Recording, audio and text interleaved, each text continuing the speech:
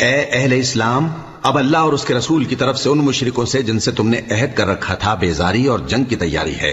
سو مشرکو، تم زمین میں 4 مہینے چل پھر لو اور جان رکھو کہ تم اللہ کو عاجز نہ کر سکو گے، اور یہ بھی کہ اللہ کافروں کو رسوا کرنے والا ہے۔ اور حج اکبر کے دن اللہ اور اس کے رسول کی طرف سے لوگوں کو آگاہ کیا جاتا ہے کہ اللہ مشرکوں سے بیزار ہے اور اس کا رسول بھی۔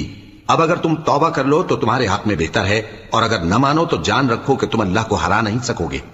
اور اے پیغمبر، کافروں کو دکھ دینے والے عذاب کی خبر سنا دو۔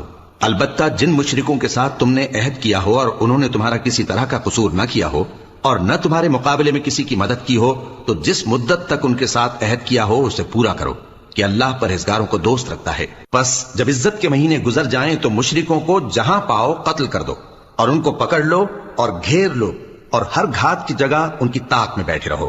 پھر اگر وہ توبہ کر لیں اور نماز قائم کرنے اور زکات دینے لگیں تو ان کا راستہ چھوڑ دو، بے شک اللہ بخشنے والا ہے، مہربان ہے۔ اور اگر کوئی مشرک تم سے پناہ کا خواستگار ہو تو اس کو پناہ دے دو، یہاں تک کہ وہ کلام اللہ کو سننے لگے، پھر اس کو امن کی جگہ واپس پہنچا دو، اس لیے کہ یہ بے خبر لوگ ہیں۔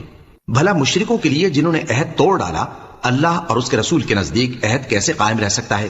ہاں، جن لوگوں کے ساتھ تم نے مسجد حرام یعنی خانہ کعبہ کے نزدیک عہد کیا ہے، اگر وہ اپنے عہد پر قائم رہیں تو تم بھی اپنے قول و قرار پر قائم رہو، بے شک اللہ پرہیزگاروں کو دوست رکھتا ہے۔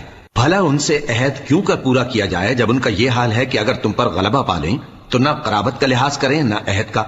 یہ منہ سے تو تمہیں خوش کر دیتی ہیں، لیکن ان کے دل ان باتوں کو قبول نہیں کرتے، اور ان میں اکثر نافرمان ہیں۔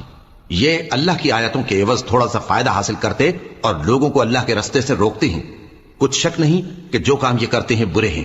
یہ لوگ کسی مومن کے حق میں نہ تو رشتہ داری کا پاس کرتے ہیں نہ عہد کا، اور یہ حد سے تجاوز کرنے والے ہیں۔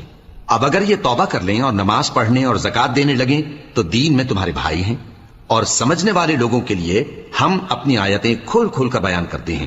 اور اگر عہد کرنے کے بعد اپنی قسموں کو توڑ ڈالیں اور تمہارے دین میں تانا زنی کرنے لگے تو ان کفر کے پیشواؤں سے جنگ کرو، ان کی قسموں کا کچھ اعتبار نہیں ہے، عجب نہیں کہ اپنی حرکات سے باز آ جائیں۔ بھلا تم ایسے لوگوں سے کیوں نہ لڑو جنہوں نے اپنی قسموں کو توڑ ڈالا اور پیغمبر کو وطن سے نکالنے کا ارادہ کر لیا، اور انہوں نے تم سے عہد شکنی کی ابتدا کی۔ کیا تم ایسے لوگوں سے ڈرتے ہو؟ سو ڈرنے کے لائق تو اللہ ہے اگر تم ایمان والے ہو۔